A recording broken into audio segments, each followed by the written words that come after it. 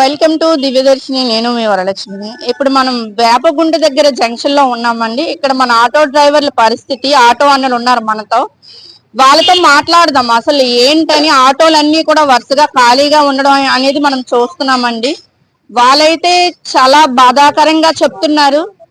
ఎందుకంటే మాకు ఈ ఉచిత పథకాలు వద్దు, ఈ ఉచిత బస్సులు పెట్టడం వల్ల మాకు అసలు కనీసం ఒక్క ట్రిప్ కూడా వేయలేకపోతున్నాం అని చెప్పడం అయితే. నమస్కారం అండి. ఇప్పుడు ఫ్రీ బస్సులు పెట్టిన వల్ల మా ఆటో డ్రైవర్లందరికీ బాగా లాస్. ఇంటి అద్దె కట్టుకోవాలా, బండి పైలేసి కట్టుకోవాలా, అద్దెకి వేసిన వాళ్ళు కూడా ఉన్నారు.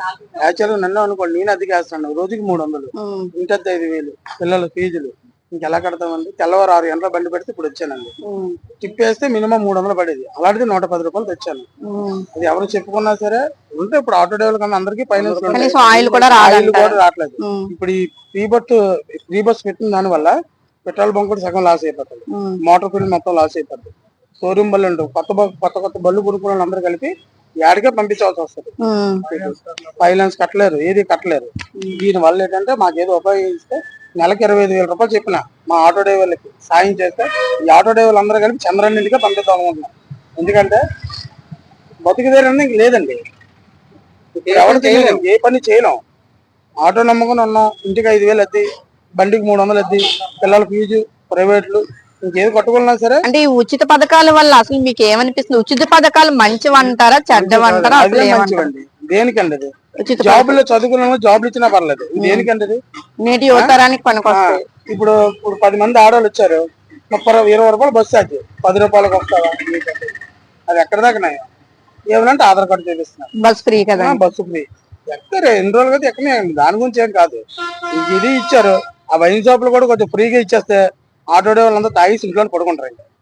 అది కూడా చేస్తే బాగుంటుంది. చంద్రబాబు మందు కూడా ఫ్రీ పెట్టమంటారా? పెట్టేస్తే బెస్ట్ అండి. ఆ మందు కూడా ఫ్రీగా పెట్టేస్తే సరిపోద్ది. ఈ ఆటో డ్రైవర్లకు అందరికి తాగిన వాళ్ళు ఎలాగో తాగుతుంటారు, ఇంట్లో ఫ్యామిలీకి మొత్తం తాగుతారు, అదే అలవాటు చేసుకుంటారు. ఇంకెందుకు ఇంట్లో అందుకే మందు ఫ్రీ పెట్టమంటారు. అది కూడా పెట్టేస్తే బాగుంటది కదండి. ఇప్పుడు ఆడవాళ్ళకి ఏదో చూపించారు కదా, మొగలు ఇప్పుడు ఆడవాళ్ళు తాగరు కదా మందు, మొగలు తాగుతారు కదా, ఆ మొగలు కూడా ఫ్రీగా ఇచ్చేస్తే బెస్ట్ కదా మందు కూడా. అవన్నీ పక్కన పెడితే అసలు కూటమి ప్రభుత్వానికి మీరేం చెప్తారు? అంటే నెలకి మాకు ఏదైనా ఉపాధి ఇప్పించమని చెప్తారా, లేదంటే ఈ ఉచిత పథకం అనేది తీసామని చెప్తారా? తీసేస్తే మంచిదండి. మీ కుటుంబాలు బాగుపడాలి, మీరు బాగుపడాలంటే ఈ ఉచిత పథకం అనేది తీసేయాలి. మీరు ఇప్పుడు ఎలా వచ్చి ఉంటారు కదా, ఎన్ని ఆటోలు చూసారు కదా, ఎవరైనా ఆటోలు ఎక్కుతున్నారా? అదే స్త్రీశక్తి పథకం పెట్టారు కదా, మీరు ఏమనుకుంటున్నారు? చాలా ఇబ్బంది పడుతున్నాం మేడం. నేను హనుమంతవాక నుంచి తెల్లవారు 6 గంటల బండి ఎడితే ఇప్పుడు వచ్చాం 200, 250 పడేది బస్సులు లేనప్పుడు. ఇప్పుడు బస్సులు ఫ్రీ బస్సులు పెట్టడం వల్ల 100, 110 రూపాయలతో వస్తున్నాం. ఆయిల్ డబ్బులు వస్తున్నాయండి, అంతకు మించి రూపాయి కూడా మిగలట్లేదు. చాలా ఇబ్బంది పడుతున్నాం. బండి ఫైనాన్స్ నెలకు 11,000, 12,000. పిల్లం పిల్లలు ఏడు పోషిస్తాము, ఈ డబ్బులతో మేమేటి తింటాం, బండికేటి కడతాం. చాలా ఇబ్బంది పడుతున్నాం అండి, చాలా ప్రాబ్లం ఫేస్ చేస్తున్నాం దీని వల్ల, ఫ్రీ బస్సుల వల్ల. ఏమనుకుంటున్నారు అసలు? అంటే కూటమి ప్రభుత్వానికి మీరు ఏం చెప్పాలనుకుంటున్నారు? ఈ ఫ్రీ పథకం తీసేస్తే బాగుంటదేమని అనుకుంటున్నాను. ఫ్రీ పథకం అనేది తీసేస్తే, ఫ్రీ బస్సులు తీసేస్తే చాలా మంది కుటుంబాలు బాగుపడతాయి. కాబట్టి చాలా ఇబ్బందులు పడుతున్నాం. ఆటో డ్రైవర్లు, క్యాబ్ డ్రైవర్లు ఇలాంటి వాళ్ళు చాలా ఇబ్బందులు పడుతున్నాం. ఆ ఇబ్బందుల వల్ల తినడానికి తిండే ఉండదండి, గప్పులు చేసుకొని తినవలసిందే. కానీ బండి పైన నెలకు కడతాం, నెలకు 12,000 అంటే ఈ బండి మీద వచ్చి డీజిల్ ఇస్తావా, ఇంటర్లో కడతావా, సర్వీసింగ్ బండి సర్వీసింగ్ నెలలో సర్వీసింగ్ ఉంటాయి, అవన్నీ చేయించుకుంటాం, బండి ఫైనాన్సే కడతాం.